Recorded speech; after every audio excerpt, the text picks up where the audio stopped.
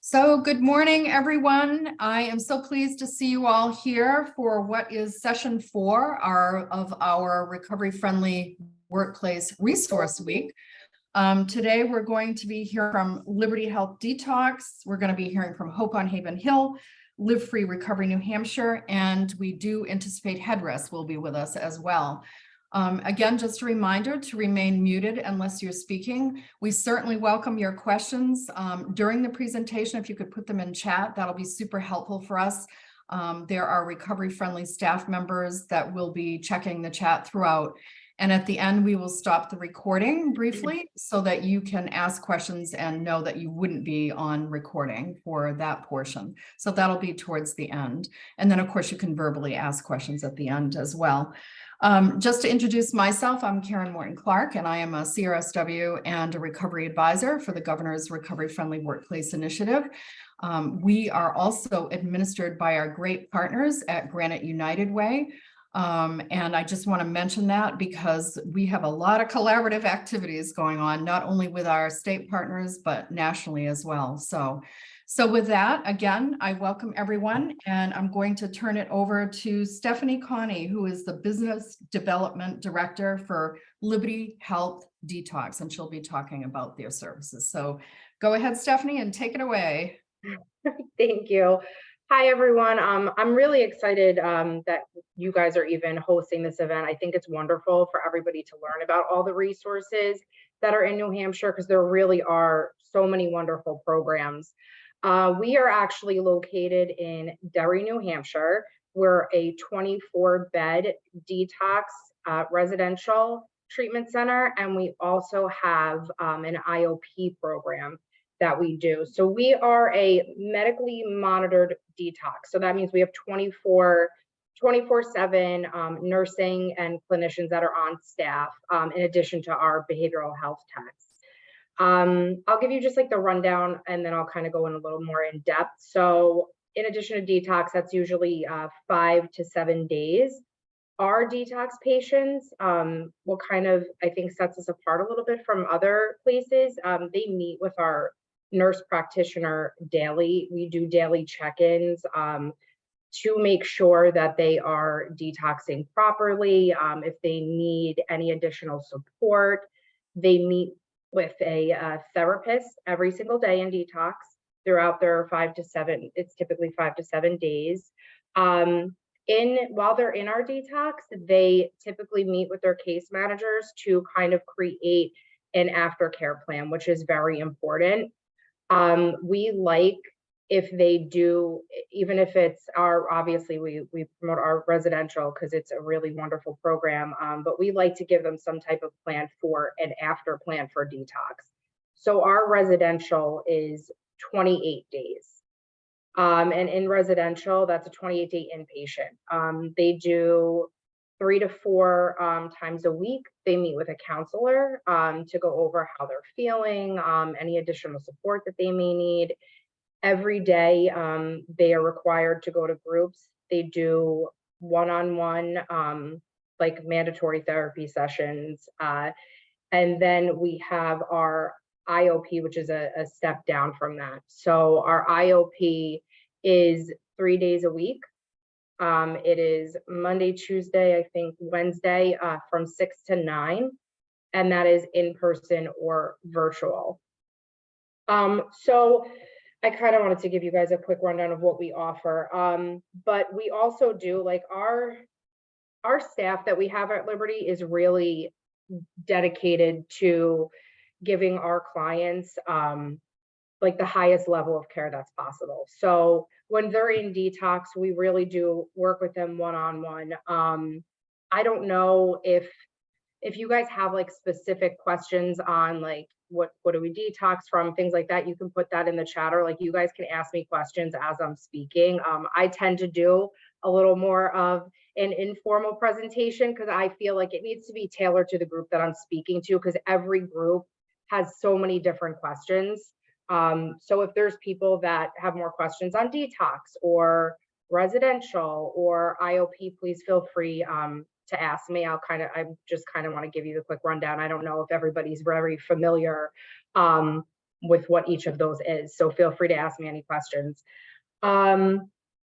Our residential program, we really do, while we're there, we really also like to include the family. So if there are family members that are very supportive, they can come to a family therapy session. We do those on Saturdays. That it's something that if it's beneficial for the client and healthy for the client too, we really do like to see that support.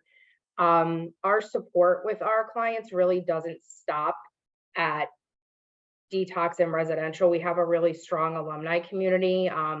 We do check-ins with them. We're going to start with the nicer weather. Obviously, we're going to start doing alumni events.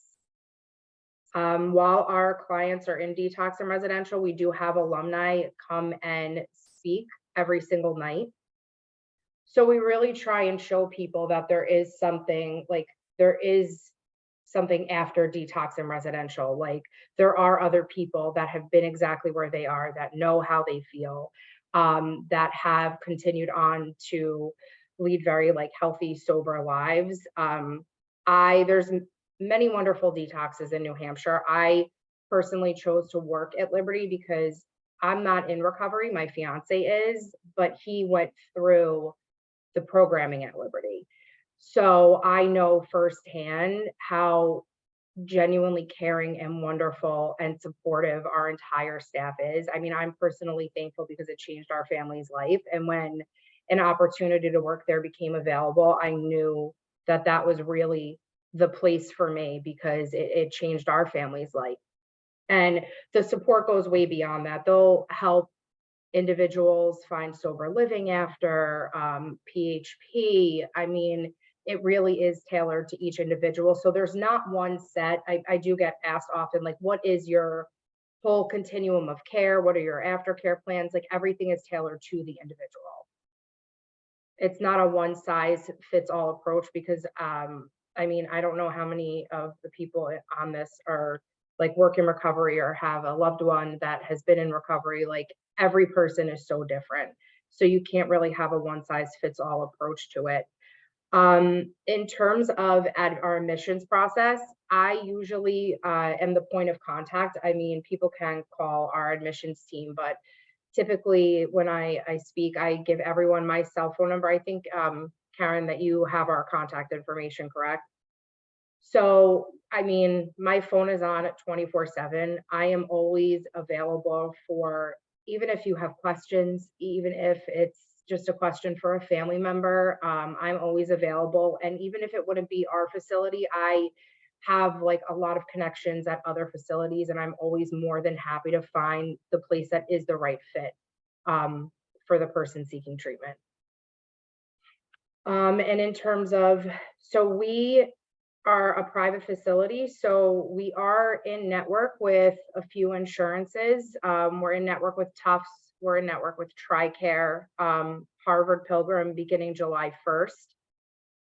And we do take other insurances. We're just, obviously, we're not in network with them. I get asked a lot about New Hampshire, Healthy Families and New Hampshire Medicaid. We are not in network with them, but we work with a ton of other facilities that are. So I can always, if anybody has any questions, you could always reach out to me. I could always connect you with someone in those for those facilities as well. Stephanie, I so appreciate you mentioning that. And I was noticing a trend in the last few days. Pretty much everyone that has presented has such a willingness to refer to other treatment or treatment related resources if it for some reason or another is not a good fit because of insurance and so forth. So I'm so glad you mentioned that. Would this be a good time for a couple of questions for you, Stephanie? Sure. I am fine. Yeah, any questions anybody has. I noticed so I was working in Massachusetts before this, but the community in New Hampshire, especially the other facilities, I know one of them is on here right now. We all really do work together. And I think that's very important because it just creates such a cohesive community instead of it being, oh, well, we're a treatment center, you're a treatment center. Everyone works wonderfully together. And I think it is really important. Absolutely. And I love that. And it's good for people to know that, for example, if they're calling one and, that's not a match, then they know that they'll likely be able to refer them appropriately. And of course, there's always 211, the doorway system, and 988, that collaborate with all of us too. So, and that was a presentation we did earlier in the week. For anyone who did not attend that, we're happy to send you the recording. They're great. We actually work with doorways a lot. Perfect. Yeah, it's just so anyone knows. I mean, they sometimes are able to. I don't know if anybody on here ever works with anybody that has like New Hampshire Medicaid or Medicare. Oh, yes. Doorways has funds available sometimes to help people out if they can't find beds. They're great as well. They're an awesome program. Yes, and that's also a great mention, Stephanie. And if we think about, let's just say, for example, someone wasn't aware of 211, or there might be a delay in someone picking up that call, which is rare. Then what's awesome is that the doorway really is, even though they operate Monday through Friday, pretty much, there is Dartmouth that takes over at night. And so they are really the individuals that would know most about what all the options in New Hampshire are as far as detox and treatment and all of that. So that's a really good resource for people who are trying to navigate at a stressful time. I'm just going to ask a couple of questions. Sure. For you, Stephanie, how do you support individuals trying to detox from methamphetamine and support them in their long-term recovery? So in terms of like any medications or in that sense, I'm not one of the clinicians. So they come up with a really tailored plan to like help make them comfortable. But after, it really is the similar, not the exact same, like we would send them maybe somewhere different that's more suited, but usually we really do recommend like the detox residential, PHP, IOP. It's kind of like a step down process. And truthfully, not everyone is the same, but really that tends to be a very high success rate for long-term sobriety. And that would include for stimulants too, is what you're saying, correct? We actually have 2 people that just are doing that exact plan right now. I mean, I can't speak for everyone. Everyone is so different. It's just what I have seen and in my own personal experiences with family. And that's also such a great point, because everyone's recovery journey is different, for sure. We're all individuals and we all may respond differently to different types of support. So I appreciate you mentioning that. And then I heard you mention something about the family therapy session on Fridays. Can you expand a little bit on that? That sounds really awesome to me, because I feel like the more supports for family members and loved ones that there is, the better. So I'm a huge advocate for that because I am a family member that loves someone in recovery. And family members tend to feel like they're on the outside of everything that is going on when their loved one goes into treatment. So we really do try, if it's, like I said, if it's a safe and healthy like relationship for one of our clients, we will advocate. We do that on Saturdays when they're in residential. And in all treatment centers, they can sign a release form, so we'll update the family. But I think it really is important, and we also offer them support services. There's amazing programs that help support family members as too, because I feel really strongly that family members as well do need support because they're in the same cycle that their loved one is in. So it's really great, and it's so much, and I just see it firsthand with my fiance. Like, it's wonderful that we can share that together, because I have learned so much, obviously working in treatment, but there's still things that everybody needs to learn. So it really is a wonderful connection.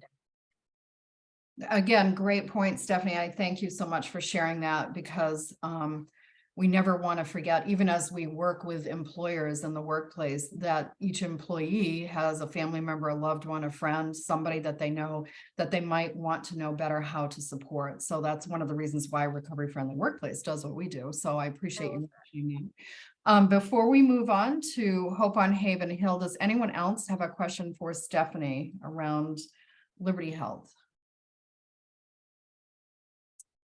All right, well, seeing none, I'm gonna go ahead and introduce Katie Plassey, who is a licensed social worker, an MLADAC, and a CCTP. I don't know what that is, Katie, but you can share that if you wish. She's also the clinical and program coordinator for Hope on Haven Hill. And she will be supporting today Julia Cadell, who's a BSW and also a clinical case manager for Hope on Haven Hill. So we're so thrilled to have you both with us today, and I'll let you both take it away. Thank you. Awesome. I will get the slides up. Just bear with me 1 second. All right, so we have some slides, so hopefully this is helpful. So Katie and I are here from Hope on Haven Hill, as Karen mentioned. So Hope on Haven Hill, we are a program for pregnant and parenting women with substance use disorders. We have multiple levels of care, and our goal is to provide women and their children access to quality treatment and services. So currently we have 4 levels of care. We have a 3.5 high intensity residential program for pregnant and parenting women. We also have a low intensity, so a 3.1. We can't admit at a 3.1, but women who are enrolled in the 3.5 can step down to the 3.1 when it's appropriate. We have an IOP program, and that is for any woman with a substance use disorder, so it does not have to be a woman who's pregnant or parenting. And then we also have an outpatient program for the same population, any woman with a substance use disorder. We also have a transitional living program called Abby's Place, which is for the same population of pregnant and parenting women, and is kind of a way for us to help bridge that gap and make sure that they still have access to safe and stable housing for themselves and their children after completing our residential program. So it's a little bit more about the residents. We are really tailored, kind of like Stephanie was saying, we're tailored to meeting each client's needs. We used to operate in phases. We no longer do that. So we're really focusing on treatment plans and treatment goals for the individuals. We use evidence-based practices and really focus on parenting. So nurturing parenting, child development, life skills, all of those good things. And then our IOP and outpatient, we do our IOP Monday, Tuesday, Thursday, 9 a.m. to 12 p.m. We do in-person primarily. Virtually can be supported if someone's more than an hour away, or if they have transportation barriers, we sometimes allow people to participate virtually for that. Our IOP is unique in that we offer childcare. So we have childcare on site for our women, so that way they can come, they can focus on group, and they don't have to worry about getting their kids to other childcare or family to try to meet them where they're at in terms of their childcare needs. Similar to the house, we use all evidence-based practices. And our outpatient is similar. We do just IOP and outpatient do both one-on-one counseling and case management. Case management is as needed, and one-on-one counseling 1 day a week is a requirement for both IOP and then outpatient.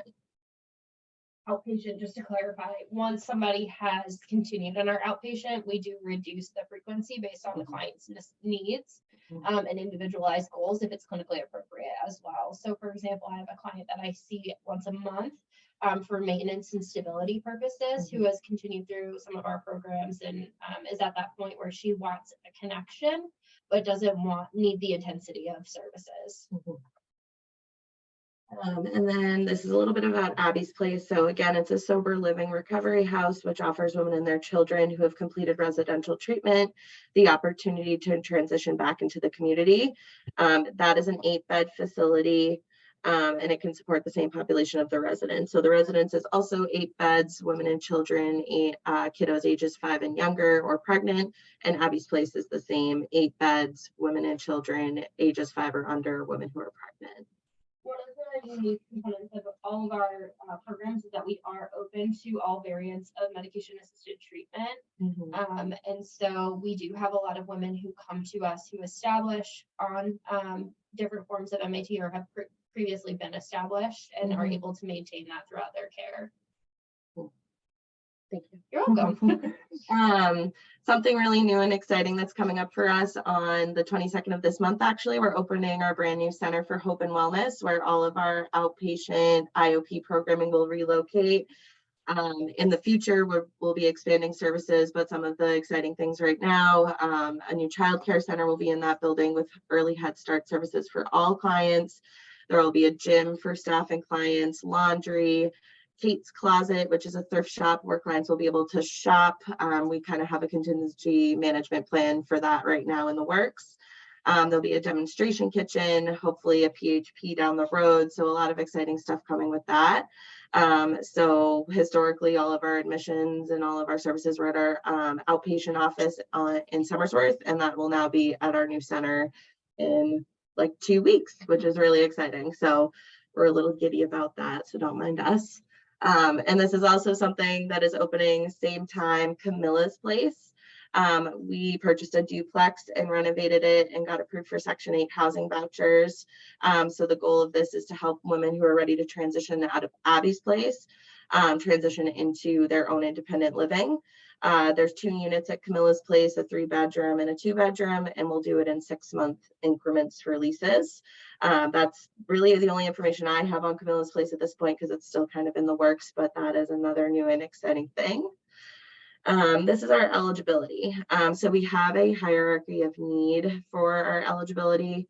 It's for any woman over the age of 18 who's pregnant or parenting, and that's our hierarchy. So pregnant, homeless or imminently homeless, using intravenously, kiddos under the age of 1, and then under the age of 5, and then below the 400% poverty level. And we do have the ability to support clients even if they don't have the ability to pay for their services, whether that's through insurance or self-pay. And again, for IOP and outpatient, it's any woman with a substance use disorder. So the best way to refer clients to our programming is just having them contact our office. I have the contact number at the end, so I'll make sure I read that out. If a client calls and a clinician's available at that time, we'll just complete an ASAM assessment right then and there. And if not, we'll have one of our admin staff get some contact info to have a clinician call back, hopefully same day. We always love to have a release of information proactively. Fax is the best, so that's our fax number there. And we do a weekly availability email for beds and space in our IOP and outpatient. And it includes a copy of our release of information. So if anybody wants to be added to that, you can toss your email in the chat and I can definitely make sure you get added on. This is just a little bit why about Hope on Haven Hill. So we're really gender responsive. And we really like to support the whole continuum of care, and we're really holistic in our approaches. So we do a lot of different things in the program to make sure that the women are supported in all of those places. A little bit about how to help. Fundraising is a huge thing for us. 80% of our budget is financed through insurance. The other 20% is all through donation. And we do have a really wonderful development and communications director whose contact info is also at the end. We love our volunteers. We have volunteers who help with baby cuddling is what we call it. But we also have had volunteers come in and help renovate Camilla's Place or help paint Abby's Place. So we've had a lot of volunteers that are really special to us and help us a lot. And again, Natalie, who's our volunteer coordinator, her information is also at the end for people to have. And then employment and internship opportunities. So Katie, who just stepped out, is our internship coordinator. So any internship opportunities, I've been an intern twice here. So it's definitely a great place to be an intern.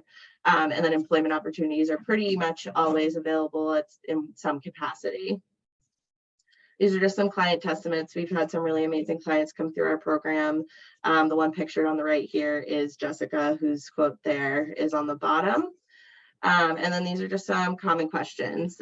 So again, it's ages 5 and younger. It definitely makes it hard for some women who may have older kiddos, but if they do have older children, their children just can't be in programming with them full time. So we can still support visits with older children, but just not full time. It's a restriction that the city has due to the schooling. Can't have kiddos coming in and out of the school systems in Rochester, which is the big reason it exists. For insurance, we accept all New Hampshire Medicaid, so WellSense, New Hampshire Healthy Families, and AmeriHealth, and we're also contracted with Aetna, Harvard Pilgrim, and Anthem. And if a client doesn't have insurance or if they have Medicare, we can provide them services with funding through the Bureau of Drug and Alcohol Services. So that is not a barrier, and then we'll help them hopefully get Medicaid if they are eligible. If a mom doesn't have their children in their custody, we just need them to be working towards reunification. So if a mom, is coming to us with a 3-month-old in DCYF custody that they want to reunify with, that would still make them eligible for our residential program pending all of the other requirements. What can clients bring? Hot topic for me, but we have a very specific packing list that we will provide when someone is scheduled for an admission. And all of our programs are smoke-free. So every single program we have is currently smoke-free. Our new center will be smoke-free. And so we support all of our women in accessing nicotine replacement therapies if they wish to engage and use those. And this is our contact info. So for admissions, myself is the best contact. Donations is Jessica Parker. Volunteer opportunities is Natalie. Internship opportunities is Katie here. Clinical employment opportunities is Beth, our clinical director, and recovery support staff employment opportunities is our residential programs manager, Gabriella. And that is what I have for a presentation. Well, thank you for a very comprehensive presentation. Will you be willing to share the slides with me so that I can share with those that are registered for this event? That would be great. Definitely, yeah. I noticed that Stephanie had a question. I think those questions were answered, Stephanie, but if you still have a question, just shout out. No, I saw the answers. Okay, I thought you did, yeah. And it's so exciting. What an exciting time and to have watched Hope on Haven Hill grow as it has. It's just been amazing. But you mentioned the very exciting opening day of Center for Hope and Wellness as May 22nd. Is there a grand opening that day or something that people can attend, or what's happening there? We are having a ribbon cutting the week prior. I don't know how public the invitation is. I can touch base with Jessica, the development director, to see if it is something that, I know it got sent to staff. Beyond that, I'm not sure how far it went. Sure. I know it got sent to community members as well, Okay. but I'm not sure. We can follow up. And so if anybody is interested in attending that ribbon cutting event, if you don't mind dropping your email for us, and we can follow up with our director and see if that's an opportunity. Mm-hmm. That would be great. And then if that were not to be the case, which I totally understand either way, would people be able to tour the center on the 22nd? Yes. That's what I wanted to know. So not necessarily on the 22nd, but we are always open to supporting any interested community members in coming in and learning more about the facility, seeing the physical facility. We are very unique in the sense that we're a home-like environment in our residential programs. And so that often sparks a lot of questions about how we function as a program. And so any of those opportunities, if you use Julia as the primary point of contact, we can connect you to whoever would be responsible for doing that tour, depending on what your role and your needs are. Sure, that sounds great. Thank you. And that's, really a question for everyone, because everyone, I can tell there's excitement here and people might want to tour the facility if they haven't seen it. I know myself, I'd love to see your Center for Hope and Wellness, and I loved seeing that emerge when it first was a thought. So thank you for sharing everything. Does anyone else have any questions for either Katie or Julia? So I see one that just came out in the chat. Do you generally run at capacity and have a wait list? Oh, great question. It ebbs and flows so much. I would say there are times where we have 4 beds available because, the wait list just isn't big. And then there's times like currently where we're full and we have about 6 people on the wait list. The wait list for us, though, it doesn't matter if we don't operate in whoever reached out first gets the bed first. We operate in the sense of if you're on the wait list and you're keeping in contact with us and engaged with us, the first person I call, if I have a bed available that I call and they say, yep, I can come tomorrow, they'll get that bed. So it really ebbs and flows. I mean, like I said, there were points where we had 4 beds available for about a month straight. And then right now we've been at about 7 women and kind of ebbing between 7 women and then being full. So definitely just reaching out. And then the biggest thing that I tell clients is just once you're on our wait list, when we call, we'll call every single day. Just making sure you pick up that phone when we call, because it could be, hey, we now have a bed available that we weren't anticipating being available. Can you come tomorrow? Which is a lot, but it's kind of just the way we have to make things work because we don't hold beds for anybody. We do offer interim services as well. Yeah. So if we don't have a bed available, we will connect to IOP, counseling, And because we serve women across the state, we can do virtual services as necessary and appropriate, to include case management to make sure that what a woman would need for a residential admission is supported and ready for when they get here, they can hit the ground running. So that's a big option that we try to encourage all of our women to do as well. That sounds great. Great. Thank you for answering that. Are there any other questions before we move on? Okay, so seeing none, I'm going to go right ahead and introduce Matt Bohannon, who's a CRSW and the outreach specialist for Live Free Recovery New Hampshire. So Matt, I'm turning it over to you. Thank you, Karen. I appreciate this. And I appreciate that the Recovery Friendly Workplace has put this together. As many others have said, you know, in New Hampshire, we try to really all work together across different levels of care to find the best fit for participants that are seeking treatment. So it's really important that we share as many resources as possible because not every program will fit that participant's particular needs in that given moment. So at Live Free, we currently, we have 118 beds for individuals with substance use disorder, and we are a gender specific program. So we offer in Manchester, New Hampshire, treatment for females, partial hospitalization with residential housing. That program is 30 to 45 days. And then we offer an intensive outpatient evening program with or without boarding. And that is evening IOP Monday through Friday from 4:30 p.m. to 7:30 p.m. Then we also have about 16 sober living beds in Manchester for males. And in Keene, we currently have about 37 PHP beds with residential housing for men. And some exciting news at the end of this month, we are now going to be offering 2 new levels of care, which are going to be 3.5 high intensity residential treatment, and then 3.7 medically managed high intensity inpatient treatment. And, you know, for a long time, Live Free has wanted to offer, you know, higher levels of care. And it worked out that we were able to offer that in Keene. So we're going to do a soft rollout starting admissions at the end of the month. And it will be 8 3.7 beds and 14 3.5 beds for all genders. So it's really great that we're able to offer that service, and we will be accepting New Hampshire Medicaid. In the beginning, we're going to be accepting AmeriHealth and New Hampshire Healthy Families. WellSense takes a little bit longer to go through the accreditation process for those levels of care. And we will also be accepting Blue Cross and Blue Shield for those levels of care, and then any out-of-network policies.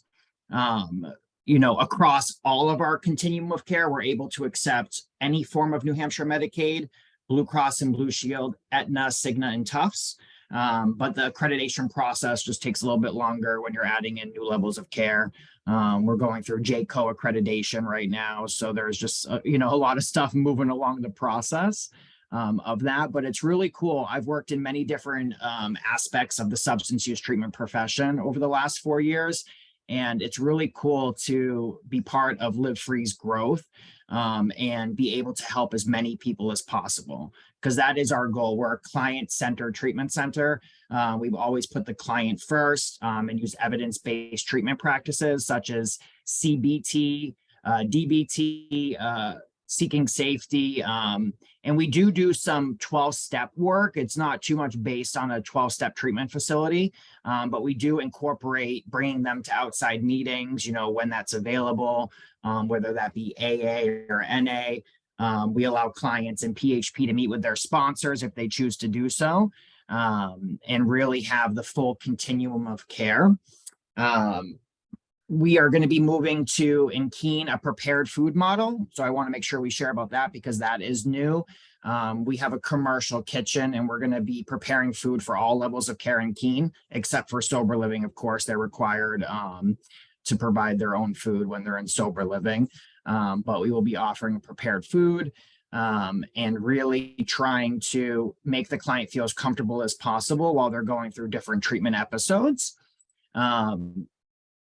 some stuff that I would say sets us aside from other treatment facilities that might be different would be that we accept all forms of medicated assisted treatment, methadone, Suboxone, Vivitrol, whatever that might be, because every pathway to treatment is different. And we firmly believe, I can give you an example. Let's say you're presenting to us for alcohol use disorder and you suffer with an anxiety disorder and you've been on long-term benzodiazepines. We're not going to ask you to come off of those to come to treatment for your alcohol use disorder. Our medical director will continue prescribing them because that is something that you need to aid in your other diagnoses, right? And we don't believe in changing that. Now, if you're coming to me and you're saying, I have a methamphetamine use disorder, but I'm also abusing my prescription Adderall, that might be a different conversation you'll have with our medical director, or you might need to taper off of your Adderall or go on to something else because you're abusing that, prescription medication. But it's case by case basis, and our admissions team is really good at making sure that we can coordinate methadone, methadone guest dosing upon admission, and really trying to help everyone. That's our goal, right? But if I can't help you, I have a huge network of people that can help you. And the New Hampshire outreach representatives of every treatment facility meet every other month for lunch, and we go over what's new in our programs, how we can help you. And then we really kind of all coordinate together for the betterment of the client, because that's what's important. Like, of course, we all want to share what our programs can do, but I got into this field to help people, right? And just like I'm in long-term recovery, someone helped me over 4 years ago, right, get into treatment. So that's why it's my job now to pass that message and help other people get into treatment. But there's definitely some exciting growth happening at Live Free.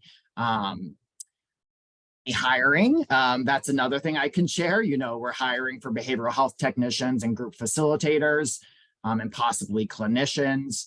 But it's just a really exciting time to help and adapt to the changing landscape of the treatment world. We are seeing, a lot of concerning things happening with like Medicare and Medicaid. A lot of individuals' insurances are being terminated while they're in our care. They'll enter treatment with Medicaid, and then 10 days later, the policy is terminated, right? So it's really tricky right now after the public health emergency ended. So we're really trying to navigate that. We're one facility that can accept dually insured participants. So if they have Medicare / New Hampshire Medicaid, we can help them. But even that, during COVID, you could make $1,600 on disability, have Medicare, you auto qualified for Medicaid. And now, as of April 1st, your redetermination is due. And because your Social Security disability is too high, you no longer qualify for Medicaid. So now your treatment options are less than fortunate, unless you're with a facility that accepts like BDAS funding or something of that nature. But no, that's really all I got. If anyone has any questions, I'll put my phone number in the chat, just like Stephanie shared. I can be reached at any time to help navigate treatment and answer questions. And that's all I got. Oh, that's great, Matt. That again was a very great overview, and I appreciate you sharing that. And if all the presenters want to put, say, their website, their name, contact information, whatever would be helpful for the group here, we welcome that, and we'll make sure to send that out. So with that, does anyone have any questions for Matt? Thank you, Matt. So I have one question, and I was just thinking of this as you were talking about prepared food and things like that, and this could be for any of the presenters. What kinds of foods do you offer for people that are in your programs? And so I'm specifically asking about things like gluten-free options or non-processed foods, or and it sounded like, I forget which one talked about it, might have been Hope on Haven Hill, but are there kitchens where you're preparing food that might be right from a garden that somebody is growing? So I'm just curious to know about that from any of you. I can share real quickly. So we partnered with New Hampshire Food Bank and Cooking Matters to provide services and cooking lessons to our clients in Manchester and Keene. So they come in once a week and put on basically a cooking lesson, because a lot of our facilities have full kitchens, and they're able to show them how you can, even with the rising cost of food, you can still budget your shopping list and save money and eat nutritiously, because that's very important. I can speak to, opening a 3.7 level of care, you have to offer many different types of restriction, food for individuals with gluten-free allergies to shellfish, right? And you have to have a menu posted every day. So, and I'm sure Stephanie can comment on that too, at Liberty, like you have to be able to offer a wide variety of food options. I don't have a garden, not even at my own house. I wish. But honestly, I'd probably kill the vegetables. Let's just be real. But, I can't speak to that, but I can speak to the importance of, especially with the population that we're serving. Like even when I first got sober, I would I would take my EBT card, I'll be honest, and I would go buy Red Bull. Okay. That's what I would do. I would buy energy drinks with my EBT card. And I hate to admit that, but that is a fact. You know what I mean? Because I didn't know what I was doing, right? I had no one to guide me, to show me. So I think for anyone that does operate a facility, Cooking Matters is a really great program. And I, definitely want to stand by that. They give out gift cards after each lesson so they can go buy their own groceries. It's really cool. That's great, Matt. Thank you. Learning so much today. Does anyone else have a comment or anything you want to share? It looks like Stephanie, you're up. So in terms of like the dietary, we ask if anybody has dietary restrictions or anything, and they will provide alternate meal plans for those individuals. We're getting like a salad bar. We have like a snack area, but there's many different options. So if somebody's like gluten-free, dairy-free, vegan, we offer all of those. We have a commercial kitchen in our facility. That's awesome. Thank you, Stephanie. You're welcome. Anyone else have a thought or a comment? Anything? I was just going to put it in the chat, but we also use the New Hampshire Food Bank and Cooking Matters. And then our clients are actually responsible for making the meals themselves. There's one client assigned to the dinner chore for a week at a time. Breakfast and lunch, we have staff prepare. And we also do we accommodate all dietary restrictions. So we have a client right now who has a gluten allergy. So we definitely do our best, and we do our very best to have a garden in our yard. I don't know how successful it's necessarily been, but we at least try. It's been last couple of years, it's been very successful. The women have loved it. We had a gardening group last year, led by one of our clinicians, just to have a mindfulness opportunity for our women as well, and kind of learn that life skill. And they liked it. But that's a general overview of how it works for us with food. That is awesome. And you may already be familiar, but I had somebody reach out to me from UNH in a gardening program, and she's going to be sending me a flyer because I said, okay, I'd like to promote you, and hear more. So when I get that, I've just noted to make sure that you all get that. So, yeah, that'd be great. That's wonderful. Thank you. Yeah. So with that, thank you so much, everyone, for your questions. Great discussion. I want to make sure to give enough time to Headrest. So Christina, I believe you're up. Christina Wolf is an MPH and Community and Employment Liaison for Headrest Opportunity for Work program, otherwise known as HOW. So Christina, I'll let you go ahead and take it from here. And I think you have Judy with you too, so you can go ahead and introduce her if you like. Hello, everyone. It's nice to meet you, at least virtually. Judy Caprio is our new executive director, and she's coming to us from the massive state of Delaware. And so she is learning the program. She's learning about HOW, and we're working on, not just HOW, but Headrest in general. And I've been at Headrest for about 3 months, so we're both fairly new. Headrest was founded in 1971, so we've been in business for over 50 years. We, in terms of support for our clients, we have a small house called the Recovery. I call it the Recovery House, but we have a small house that it has 14 beds. Usually it's all males. We have 1 or 2 females.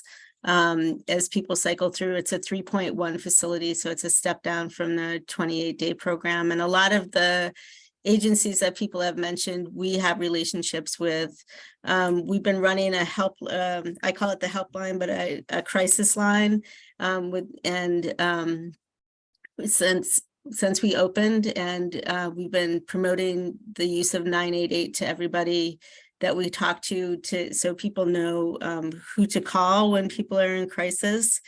Our Lebanon location is fairly well known. We also have a sober house in Boscawen, New Hampshire, near Concord, and that site will be integrating into the HOW program, which is under revision right now. But I'll talk a little bit about that. At Boscawen, we do have a program for people who have DWIs to help them get their record cleared up so they can drive again and take care of that. And we also have a community alcohol and information program there. But it's a small sober house. I think there's about a dozen people who live there.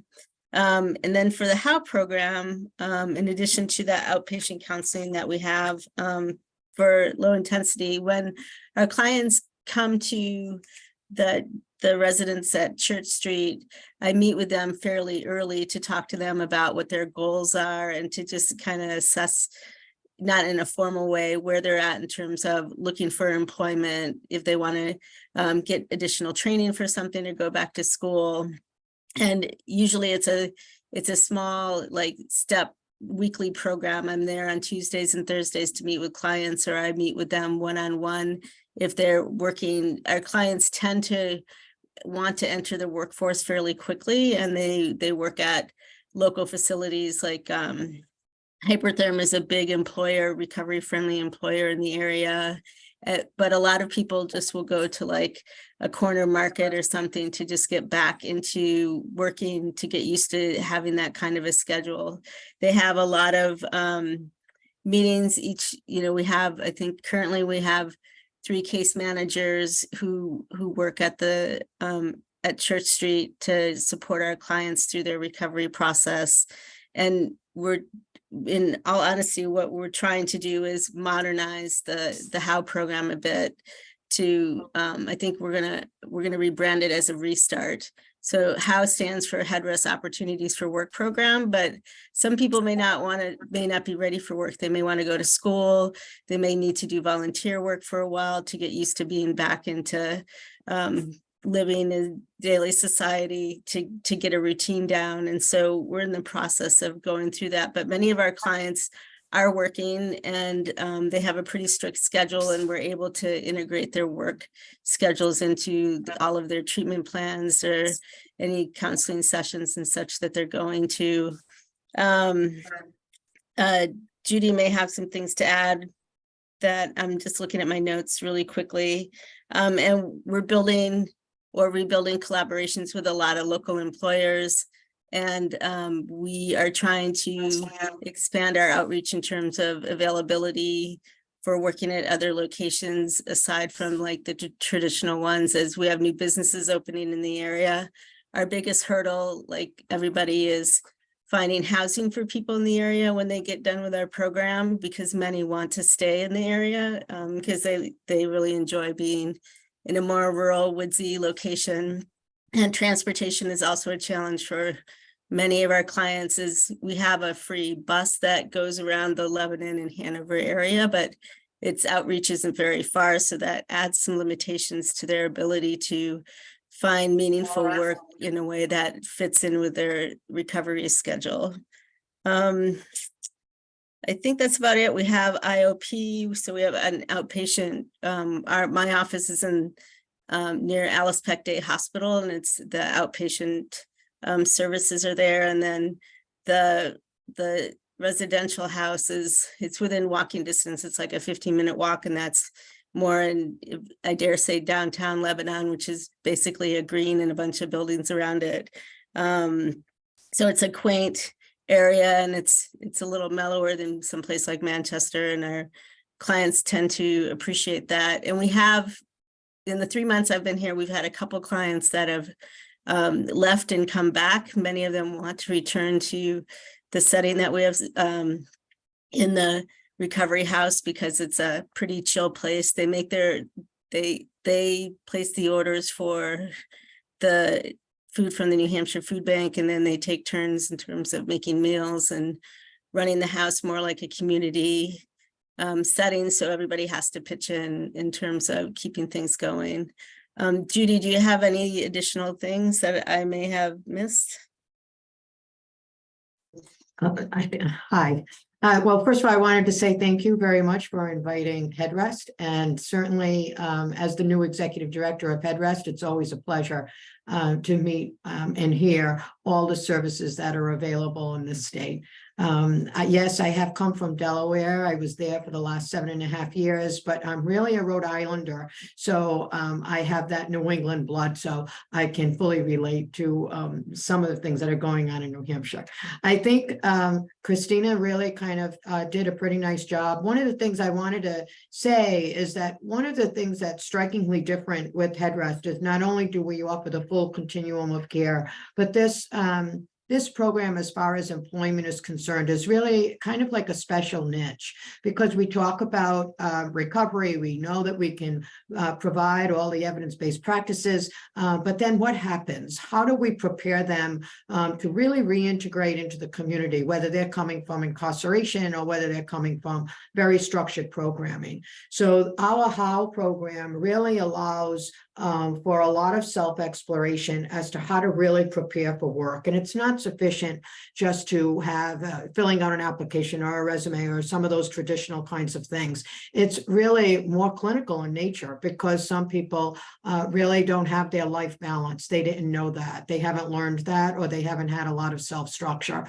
So a lot of what we do is to do that. And at the same time, to work with employers who are working, who are willing to hire people who are in recovery. And how does the person in recovery able to explain that and able to honestly say some of the obstacles that they face, but what are they doing now in their lives to make them a good employee? So these are kinds of the topics that Christina will be working on with individuals. And one thing I'd like to offer to all of you is that this Opportunities for Work program is not only for our residents. So if you wanted a workshop, if you wanted us to come in there, or you want your clients to be involved with us, we have open doors. So please contact us and we'd be more than willing to schedule that. So once again, I wanted to say thank you, Christina, and thank you for having Headrest present today.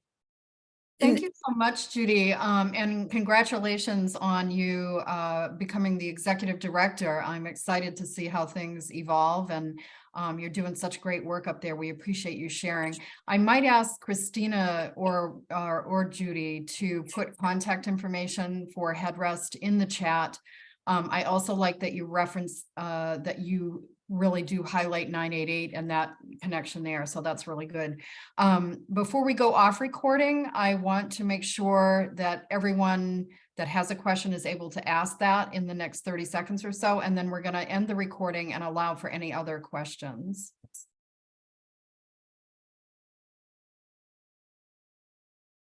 Okay, so this will be the official end of session 4. And Christy, you can go ahead and stop recording.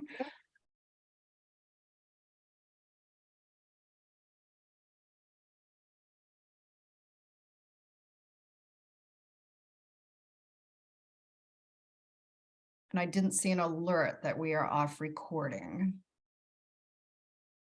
There may be, I'm not sure. Christy, are you there? Okay, so she may have had an interruption. So what I will do is, again, just thank everyone for being here. Thank you so much to our presenters and all the work that you do every single day to support those in their long-term recovery. We're so appreciative of you. And I will say, if you do have questions that you would want answered post the session, after the session, I'm going to put my email in the chat, so you can just go ahead and reach out to me, and I'll make sure that you are getting the answers that you may need. And For a little shameless self-promotion, I just put a budgeting slide deck together for one of our colleagues in Littleton that has different types of budgeting methods. So if somebody wants that, I'm happy to pass that along. Christina, can you send that to me and I will share it with everyone who registered? Sure, I'll be happy to do so. Thank you. And my email is now in the chat, although I know you have it. So it's Karen@recoveryfriendlyworkplace.com. Thank you, Karen. Thank you, Christina. Anyone else have any last minute comments? All right. Well, again, thank you all. And I hope you have a good rest of the day. Get outside. It's beautiful where I am anyway, in the Seacoast. Thank you, everyone. Thank you. Thank you. Thank you, everyone.